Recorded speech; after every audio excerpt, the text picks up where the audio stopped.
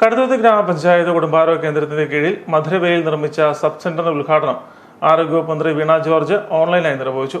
Mohan Joseph MLA അധ്യക്ഷനായിരുന്നു.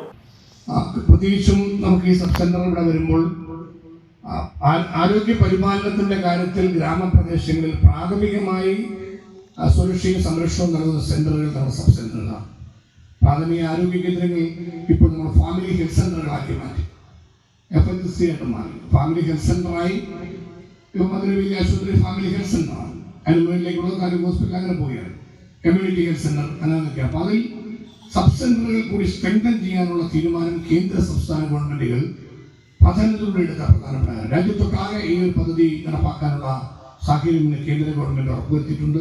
സംസ്ഥാന ഗവൺമെന്റും സംസ്ഥാന ആരോഗ്യ വകുപ്പും അതിനാവശ്യമായ ഫണ്ട് ക്രമീകരിച്ചുകൊണ്ട് സബ് സെന്ററുകളെ മുഴുവൻ ശക്തിപ്പെടുത്തി ജനങ്ങൾക്ക് കൂടുതൽ മെച്ചപ്പെട്ട ചികിത്സാ സൗകര്യങ്ങൾ ഉറപ്പുവരുത്താൻ, പ്രാഥമികമായ അടിസ്ഥാന കാര്യങ്ങൾ നിർവഹിക്കുവാൻ ഒക്കെയുള്ള സ്ഥിതിവിശേഷമാണ് ഉണ്ടാക്കിയിട്ടുണ്ട്. ഗ്രാമപഞ്ചായത്ത് പ്രസിഡന്റ് സ്മിത NB, ജില്ലാ panchayat vice president Jose Puthankala, block panchayat president Johnson Kottukappally, വിവിധ ജനപ്രതിനിധികൾ, ആരോഗ്യവകുപ്പ് ഉദ്യോഗസ്ഥർ തുടങ്ങിയവർ ചടങ്ങിൽ പങ്കെടുത്തു.